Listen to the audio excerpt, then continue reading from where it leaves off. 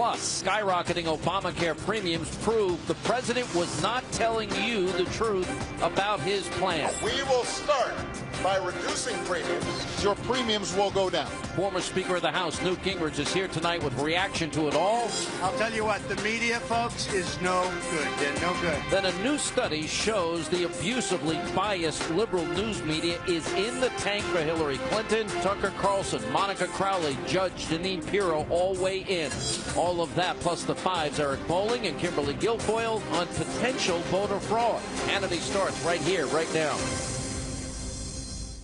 And welcome to Hannity. And tonight, there are only 13 days left to stop the Obama-Clinton machine. And brand new polls show the race for the White House is tightening considerably. We'll check in with Newt Gingrich in just a minute. He's here to react. In a newly released Fox News four-way presidential race national poll, Hillary Clinton and Donald Trump, as you can see, they're separated by only 3 points. And in the all-important swing state of Florida, a brand new Bloomberg poll, well, he has Donald Trump up by 2 points over Hillary Clinton in a four-way race there. He's also, a poll out today has him up by 4 in Ohio and 3 in North Carolina. Now, also tonight, Donald Trump continues to campaign very hard in these key swing states. The GOP nominee was in North Carolina earlier today. Here are some of the highlights. In 13 days, we are going to win North Carolina. And we are going to win back the White House, believe me.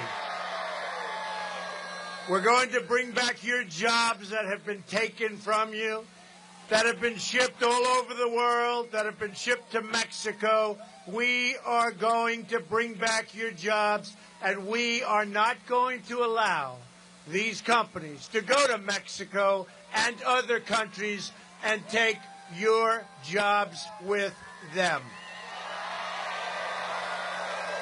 We're going to stop the jobs from leaving North Carolina. We're going to start making things again in America. We are going to make things again. The jobs theft, and that's what it is, will end. Now, the liberal-loving Clinton media, the mainstream media, you know, the ones colluding with the campaign, they've declared this election is over before your votes have even been cast or counted. Now, they say it's impossible for Donald Trump to win. I disagree. I don't think they can be further from the truth. Let's take a look at the Hannity big board map. First thing I would say is you got to be able to find your state wherever it happens to be. I forget. I don't have the best history knowledge, but I do remember where most states are. Let's go back first and foremost to 2012. If Donald Trump wants to be president, all of these red states that you see here, he's got to win. That includes Utah, third-party, spoiler candidate. Could be a factor there. Hope not. Hope Utah comes around, goes Trump. Arizona, it's been a little close. Latest poll out today, you have Trump up by 3. Colorado, poll shows today that it's a little closer than before, not as solidly blue. We'll get to that in a minute. And then you've got all these other states. But what are the must-win states if Donald Trump wants to be president? Number one, he's got to hold North Carolina. Polls have been very close there. One poll came out today, had him up 3. 2 polls out yesterday had him down 2 and 4 respectively. So North Carolina, if Donald Trump's going to be president, he must win North Carolina. Georgia, some close polls. I don't think it's in play. I don't think Texas is in play. Let's assume for a moment it's not. Now, Donald Trump wants to be the president of the United States. He's got to take right there. He's got to take Florida. We're assuming he's going to get Georgia. We believe he has to run the table. He's got to get North Carolina, 15 electoral votes, or he is not going to be the president of the United States. Now, where are we? We're at 242. How do we possibly get, to the number he needs? The greatest state of all would be Pennsylvania. Let's put that in our back pocket. Iowa is now a must-win state for Donald Trump. Now, you've got Minnesota, Wisconsin, and Michigan. Any of those 3 would be extremely helpful. The latest Wisconsin poll had him down by 5, but still a difficult path for him, so we won't put that in the Trump column yet. Same with Colorado. Colorado was close. Then Hillary started pulling away. There's a 5-point difference in Colorado as we speak today. But he's got to take Arizona. Must win for Donald Trump. He's got to win it. He's got to win Nevada. Now we're up to 265. How is it possible for Donald Trump to get 5 more electoral votes? There's a couple of ways to do it. He could take New Hampshire, polls tightened just late this afternoon to a 4-point race. If Donald Trump takes New Hampshire, 269. What? 269, 269, it goes to Congress. That's a good thing. But see up here, I can't pull it out. There's the 2nd Congressional District of Maine. If he pulls out that district, the magic number 269 goes to 270. Now, let's say he can pull in Colorado, which has been, close in some of the polls.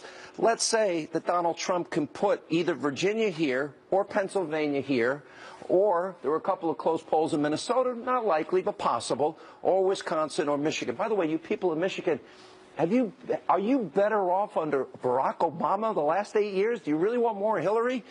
Any of these would be a factor, but this gets you to the magic number. You've got to take Arizona. You've got to hold Utah. You've got to get Nevada.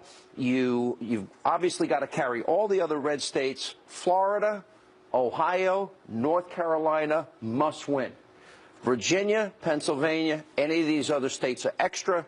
This, New Hampshire, you hold the keys to the kingdom. Those 4 electoral votes, if you take that away, you can go to New Mexico and get the 5 electoral votes there, but that's been trending blue as we have changing demographics. So there is a path to 270, very hard, very tough. He's got to thread a needle, but very possible. Is there a Brexit effect? Joining us now with reaction, the author of Treason, former Speaker of the House, Fox News contributor Newt Gingrich. Mr. Speaker, what do you think of that analysis? Well, I think you're largely right. I think Trump could either come very close or he could win by a surprising number of states. Because if you suddenly get a wave effect, there's a poll out, for example, in Minnesota that shows it's 43-41. If he's within 2 points of Hillary right now in Minnesota, he has a real shot at carrying the state. So you start looking around and realizing all this news about Obamacare, and that's what's affecting Minnesota. They have an enormous increase in the cost of Obamacare in Minnesota, so big the governor's talking about a special session of the state legislature to try to find some desperate solution for people who are not going to be able to afford their health insurance. You go state by state, there are a lot of states right now being shaken by the cost of Obamacare, the rising deductibility, and the fact that in a lot of places now, the insurance companies are all leaving. I think there are 600 counties that are down to one insurance company. And I think that kind of stuff jars people, and they say, wait a second, I don't want to continue this with Hillary Clinton if this is what it's going to mean. The states that are going to be impacted the most, it's going to be over 100% increase. I saw a couple of polls were close in Arizona. Arizona, to me, is a must-win Trump state. But they're going to have a 100+% increase. The promise was keep your doctor, keep your plan, save $2,500 per family per year. The average family already has seen $4,100 in increase in premiums up to this point. Now they're going to have anywhere between 25 and 116% increase in premiums. That's going to affect the people of Minnesota. It's going to affect the people of Wisconsin and Michigan, Arizona, Pennsylvania, Ohio, Florida in particular. The elderly on fixed income. I was going to say, Sean, that's why I think the map you've got can actually be broadened out if people start putting 2 and 2 together and realizing, first of all, realizing it's all a lie. That just as Hillary Clinton lied, so did Barack Obama. This stuff's all been a lie. You now know, because he once again spoke out, that the architect of Obamacare actually said, look, it was designed to do this. I think this is the Democrats' first big step towards government-run health insurance by so shattering the private sector that it's not sustainable. So, but it's happening too soon. It's happening now, before the election, and that's why I think you're going to see more states coming into play, not fewer. And by the way, Hillary sold it the same way Obama did. Keep your doctor, keep your plan, save money. She even compared Obamacare to Hillary Care. Watch this. It was called Hillary Care before it was called Obamacare, right? I worked hard back in 93 and 94 to get us toward universal health care. I don't want to start over again. I don't want to rip up this accomplishment and begin this contentious debate all over again. So I want to take the Affordable Care Act, I want to defend it, and I want to improve it. We will start by reducing premiums by as much as $2,500 per family. If you already have health insurance, the only thing that will change under my plan is that we're going to work with your employer to lower your premiums. and everybody will have lower rates, more, better quality care, and better access. You can get the same good rates as a group that if you're an employee at a big company you can get right now, which means your premiums will go down. Millions of real Americans like Jane and Brett Thomas are benefiting from Obamacare every day. Their premiums are lower, their prescriptions are cheaper. It's one huge, massive government failure that is on a foundation of lies, perpetuated by every Democrat, led by Obama and Hillary Clinton. Fair statement? Yeah, and I think it's ironic. You know, Bill Clinton said this whole thing is crazy and it can't work. And I thought that was remarkable candor. And I think what we've seen since he said that about 2 weeks ago, we've had so much negative stuff coming out. My only point is these are the kind of real life personal decisions. I talked to a friend whose premiums will in Minnesota, whose premiums will go up this year, go up $2,400 more than she's already paying. And she just said, I don't know how I'm going to afford this. And so that's why you're going to see, I think, more and more people shy away from Clinton and the spectacle of how bad big government has become. All right, stay right there. We got to take a break. We have a lot more with Newt Gingrich coming up straight ahead. Also coming up, Project Veritas released another new video, this one exposing some very dirty political tactics used by the Democrats. Also later, a new study shows just how abusively biased and negative the mainstream media is towards Donald Trump and how they're colluding with Hillary Clinton. We'll show you those results and findings, and also you'll get reaction from Tucker Carlson, Monica Crowley, Judge Jeanine Pirro, and much more tonight on Hannity.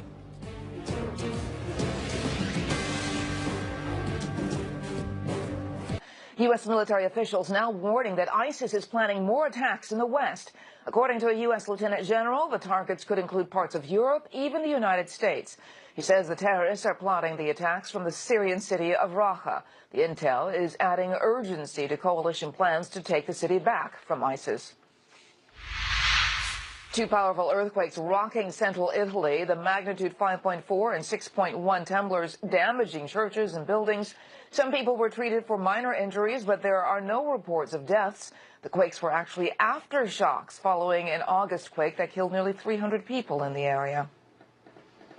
I'm Lauren Green. Now back to Hannity, and for all your headlines, log on to foxnews.com. You're watching the most powerful name in news, Fox News Channel.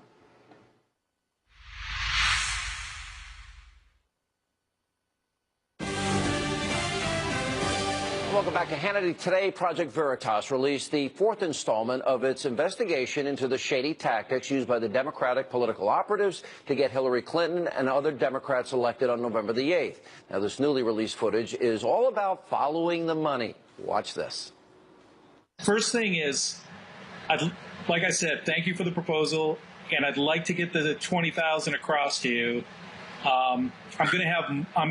The second call I'm going to make here is to my money guy, and he's going to get in touch with you on how to wire the funds to you. Okay, we are running out of time, as you know, so we need to do it quick. He told us to send the check to Americans United for Change. It was earlier this year that we purchased a shell company called Repulse Bay Limited. It was incorporated in Belize, Central America in 2005. Next, we opened a bank account in Belize so we could move money around the world anonymously. Came through in a timely way. Your guy took care of business right away. Yes, indeed. I just knew it took tricky route through Belize, and I just wanted to make sure that got to you. So good, I'm glad. The money definitely helped. Shortly after the funds were released, Charles Roth's niece, our journalist, got offered an internship at Creamer's firm, Democracy Partners. Roth's money man, Michael Carlson, requested a meeting with Creamer. Carlson said he was looking for an immigration lawyer with powerful connections for a wealthy client in Syria who wanted to live in the U.S. Making the phone call, and we're going to record it. I will try and find a couple of good referrals to you and get back to you pretty quick then, okay? Fabulous. Brad Woodhouse, the president of AUFC, the folks we had sent the money to, heard that we were releasing undercover videos exposing their activities. Woodhouse told the journalist that AUFC was going to return the $20,000. He was concerned it might have been an illegal foreign donation. Now, for the record, Fox cannot independently verify the content of that video. We reached out to all the parties mentioned in the video, and Americans United for Change, they gave us a statement and said what they did is perfectly legal, and said this was another, quote, lie-filled, selectively edited video from a discredited right-wing fringe activist. Back with us now, former Speaker of the House, Newt Gingrich. Well, they did admit on video that the money came from the Clinton campaign, funneled through the DNC, funneled through this group that go to operatives that foment violence, that they brag about on tape, completing in Chicago and elsewhere, and a massive voter fraud scheme, and then the new developments today. Your reaction? Will this impact the voters? Look, I think, first of all, where is the FBI?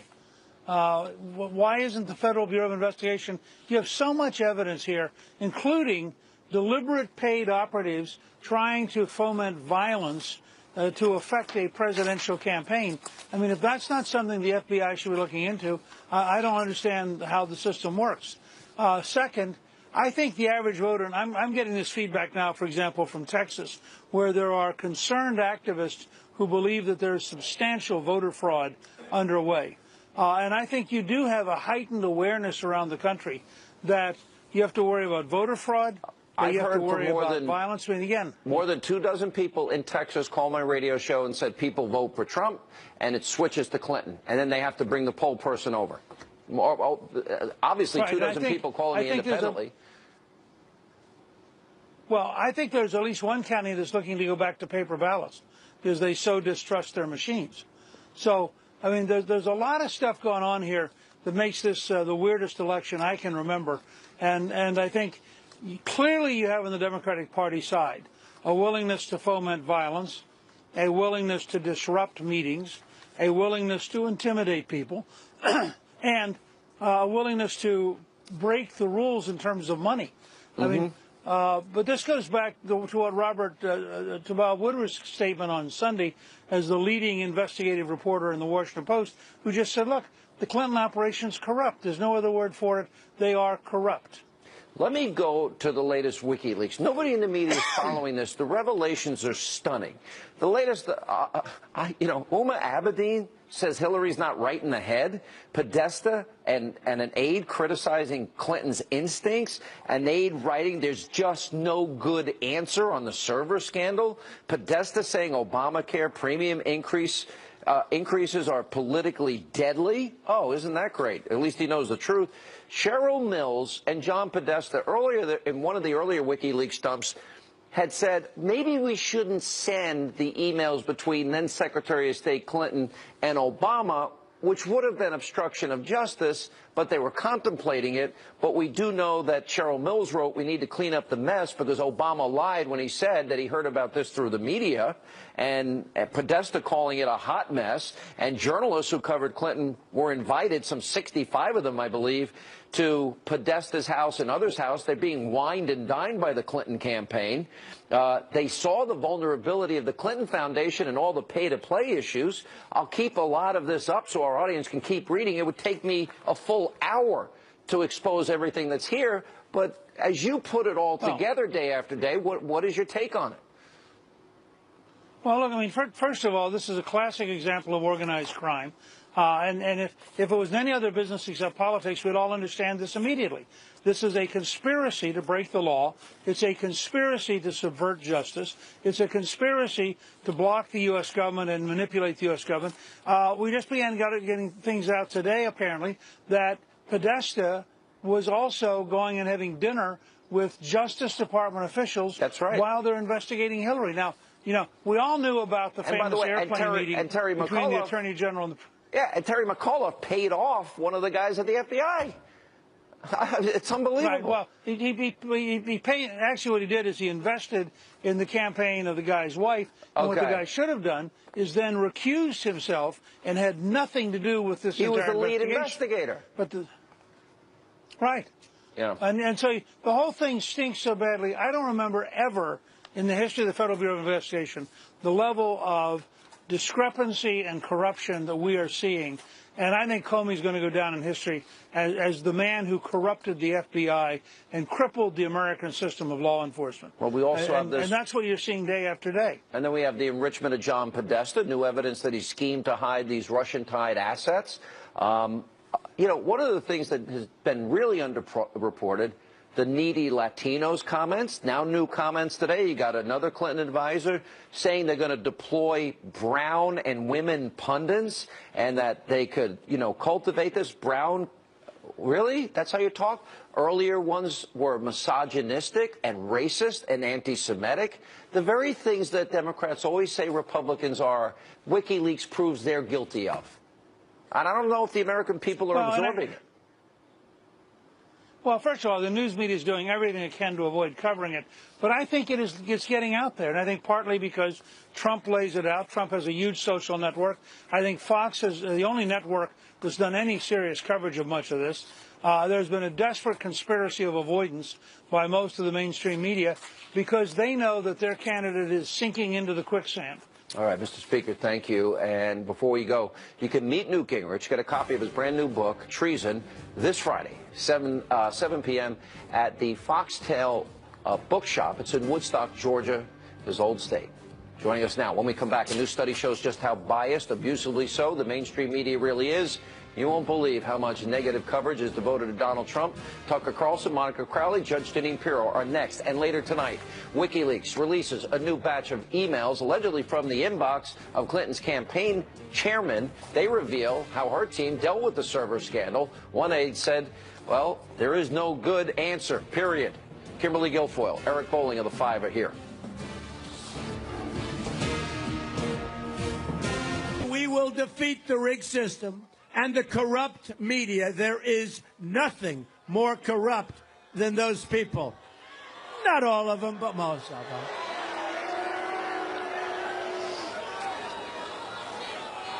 They are a corrupt group. Donald Trump out on the campaign trail attacking the abusively biased liberal media. According to a brand new study by the Media Research Center, well, he's got a good reason to be annoyed. The study found that in the 12 weeks since the conventions in July, get this, 91% of evening newscast coverage was negative towards Trump. Also, we learned from the WikiLeaks email dump about a dinner, John Podesta's house, at 25 journalists allegedly invited to, just days before Hillary announces that she's running for president. The list includes reporters from ABC and the Associated Press and Bloomberg and CBS and CNBC and CNN, MSNBC, NBC, the New York Times, Politico, Reuters, The Hill, The Wall Street Journal, and several others. By the way, nobody from Fox News. I can't believe, was my invitation lost in the mail? Joining us now with reaction, Fox News contributors Tucker Carlson, Monica Crowley, and the host of Justice, Judge Jeanine Pirro. Judge, that doesn't surprise me. The MRC is there, but also WikiLeaks. They had the names of 65 so-called journalists that they're whining and dining, and then the names of all the others that they're colluding with, from Politico, the New York Times, CNBC, CNN, MSNBC. It's all there. I said in 2008, journalism is dead. You're all a bunch of hacks, phonies, liars, and you're corrupt. And they lectured me because I'm honest and I say I give opinion. You know what this shows, Sean? It shows that there is an octopus of connections. And that's an octopus of connections. Yeah. And it's all related to power and money. And people who are honest are left out. The American public is being left out. Everybody who's an ordinary American is not a part of this game. And for anyone to think that a democratically elected president in the name of Hillary Clinton is going to help you, they're just wrong. And whether it's the media or it's the Department of Justice, the FBI with the email scandal and with the Clinton pay-for-play, this is all corrupt. And I've never thought this before. Sean, I'm so disappointed. You are so naive. I've always known it's corrupt. I know you have a good heart. You've worked with honest people in your life, but it stinks to high heaven. The only thing I've learned is it's worse than I thought. You know, and Trump's right. Cheryl Atkinson called this Newsgate 2016. And the gate suffix, actually, Jeanine and I were talking about this behind the scenes. My old boss, former President Richard Nixon, what he did was child's play compared to the range of corruption and collusion that we have seen through this administration, pretty much every day has been an impeachable offense. Every day of the 4 years that Mrs. Clinton was Secretary of State, she was leveraging her public office to enrich herself and empower herself and her family's foundation. Donald Trump is right to point this out, but I would say this. He should be making an even bigger point, which is in this country, we take certain foundations of our system for granted. But under Obama and Clinton, those foundations don't exist anymore. And by that I mean an independent, impartial, and fair Department of Justice, FBI, and a fair, objective press that's only interested in the truth. Without those cornerstones, without an impartial entity to enforce the law evenly, whether it's the FBI, the DOJ, or the press to investigate, we have nothing in this country, No, Sean. it's gone. It's gone. No, I agree. Yeah. And let me tell you, it's a contribution. And they're the biggest donors to the Clinton campaign.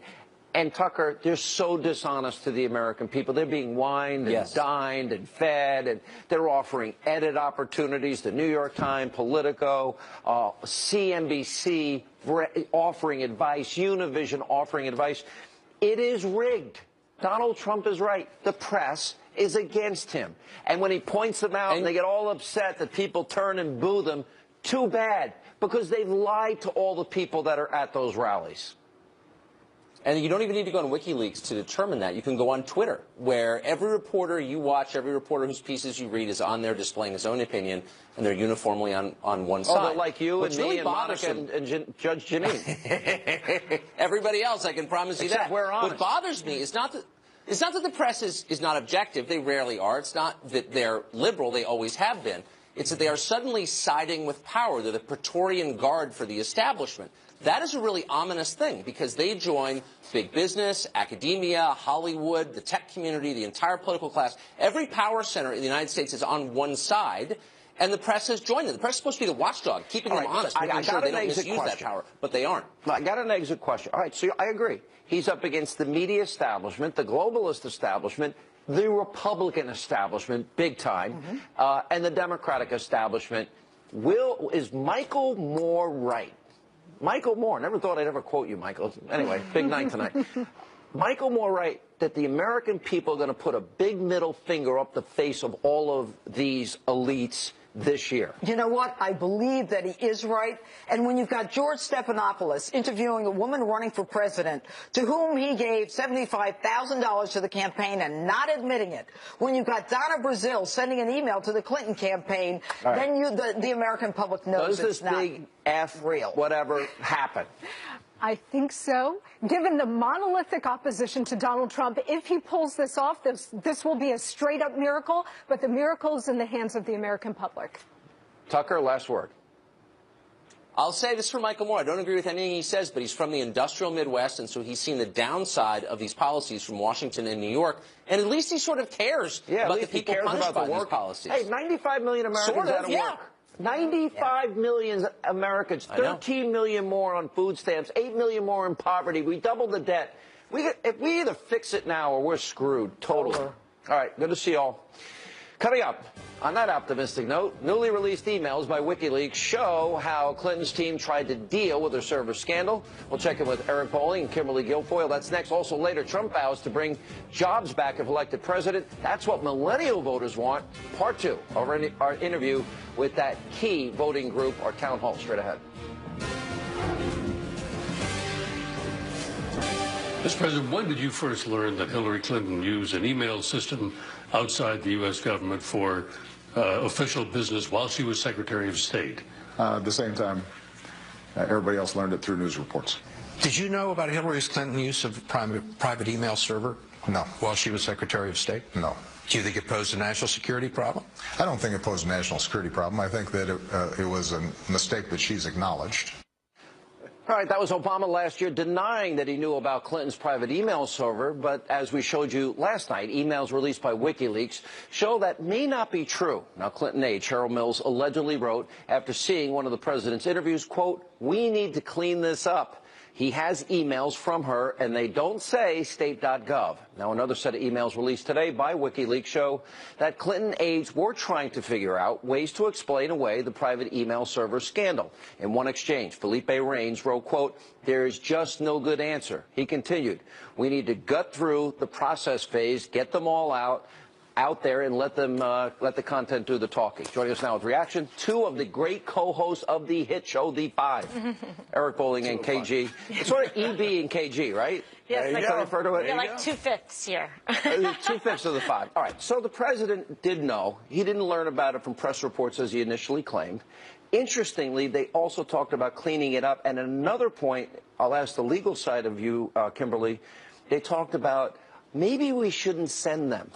Now, they were under subpoena, so they had to send them. So there's an obstruction issue that comes up Obstruction here. of justice right there, and it shows a consciousness of guilt. It shows that they had knowledge, that they had intent, and what they were trying to do was cover this up, and specifically they thought they were going to get away with it. And that's why this WikiLeaks is so important in terms of what we find out now. And I mean, even the president was compromised by this whole situation and with Hillary Clinton, and why he's fought so hard to try and keep her in play. Does that factor in, one more question for you, does that factor in to Comey not wanting to pursue it because of the email exchange would have implicated the president, potentially obstruction of justice, and we now have a constitutional crisis because the president knew and lied. And it would bring the whole house of cards down. So it would be very interesting to know if Comey was aware of that, and I would think that he would be doing this investigation, because you certainly have heard a lot of chatter from the people that work under him about how disappointed, and just really upset about the whole investigation and the eventual outcome and decision to not proceed forward.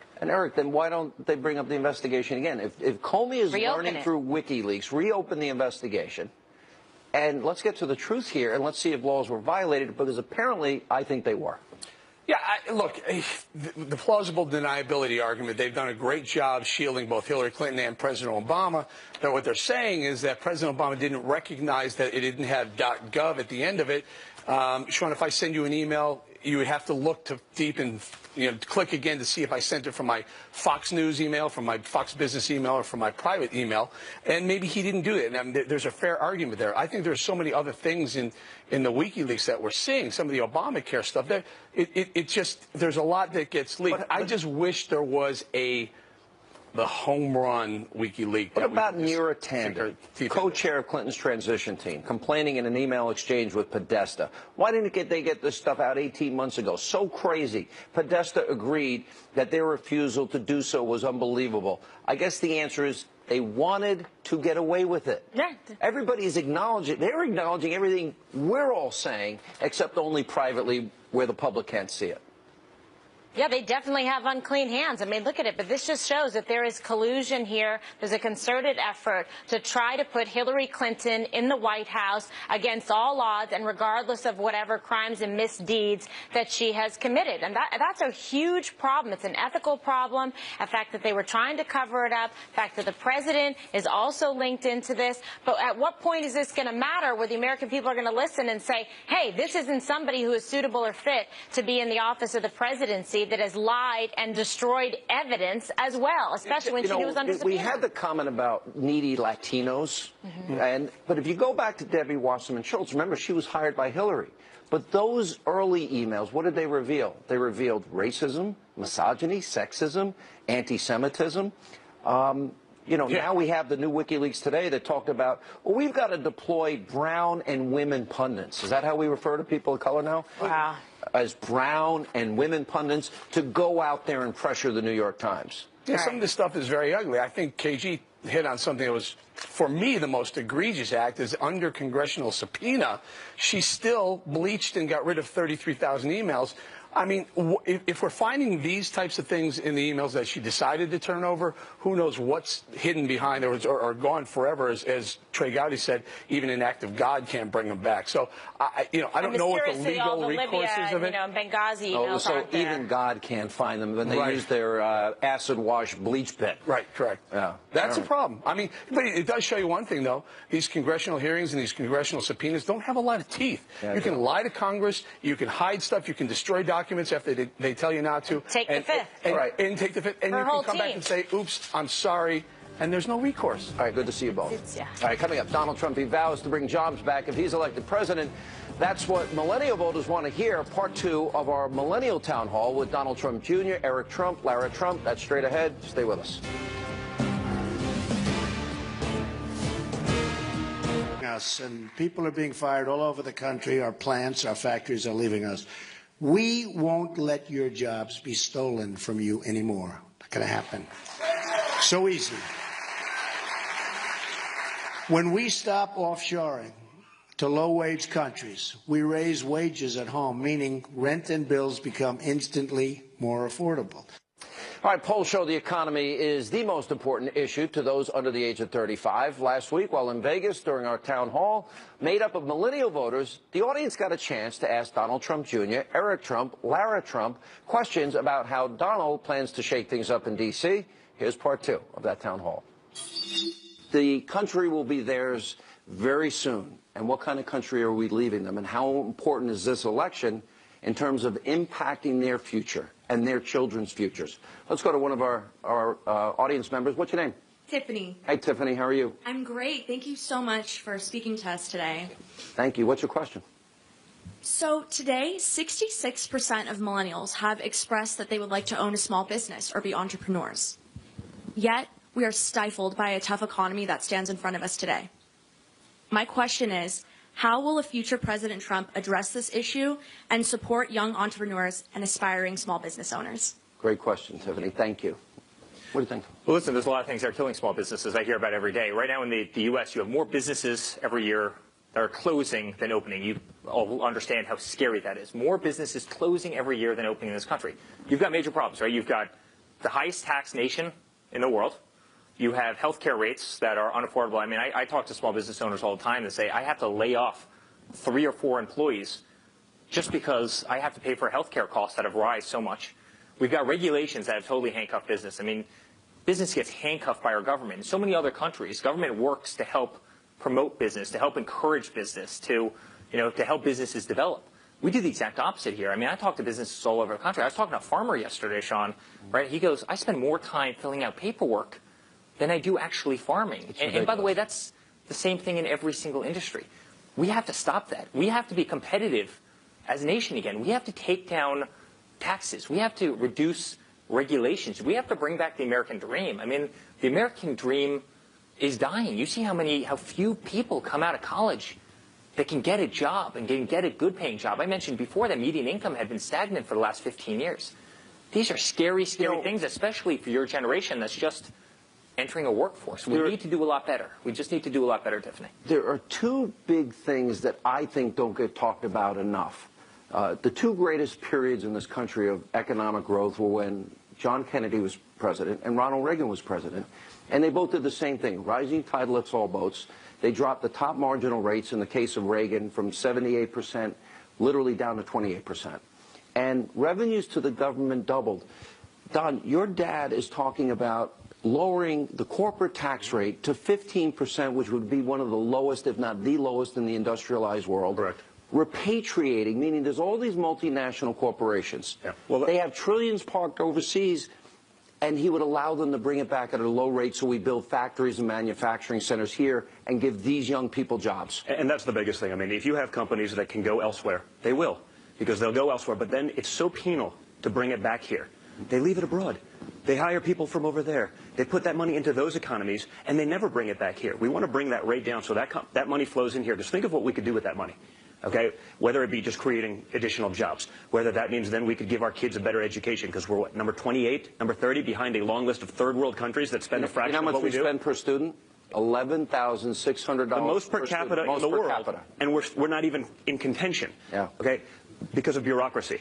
And that's what these politicians have done. They've put in layers and layers of people. That's why everyone around D.C. has gotten really rich while the rest of the country suffers. They've never done it in practice. It's all theory, but they create problems that they try to then fix. And it's all the same little cadre. And it doesn't matter which side it is.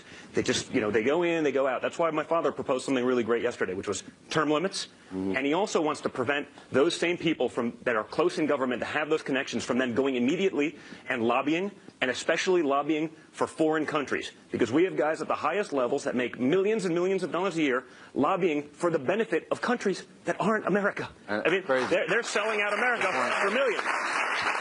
And so, my father said it best yesterday, which is, it's time to drain the swamp in D.C.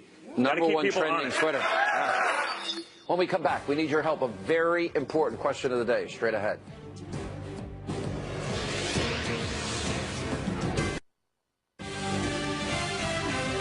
All right, time for our question of the day. So, does the president need to apologize to you, the American people? He lied to you when he said, oh, I learned about Hillary's email server from this. I lied when I said, keep your doctor, keep your plan, save $2,500 per family a year. Now it's up to Ford, not a solidly blue. We'll get to that in a minute.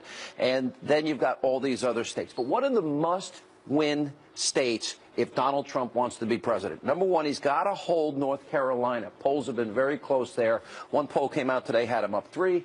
2 polls out yesterday had him down 2 and 4 respectively. So North Carolina, if Donald Trump's going to be president, he must win North Carolina. Georgia, some close polls. I don't think it's in play. I don't think Texas is in play. Let's assume for a moment it's not.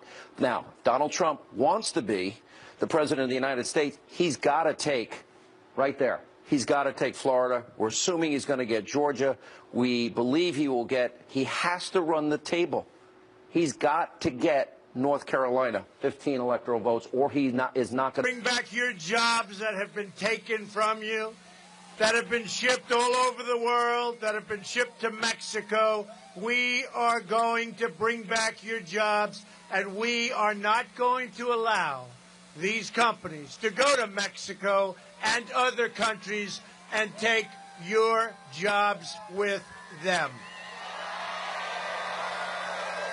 We're going to stop the jobs from leaving North Carolina. We're going to start making things again in America. We are going to make things again.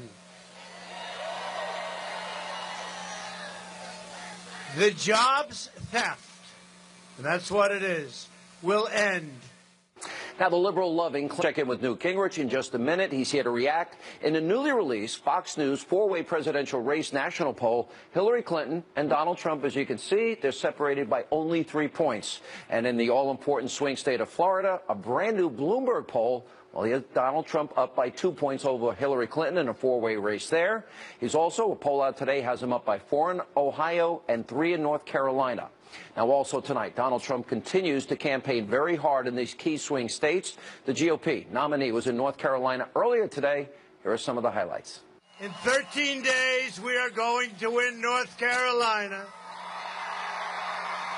And we are going to win back the White House, believe me. We're going to bring... Plus, skyrocketing Obamacare premiums prove the president was not telling you the truth about his plan. We will start by reducing premiums. Your premiums will go down. Former Speaker of the House, Newt Gingrich, is here tonight with reaction to it all.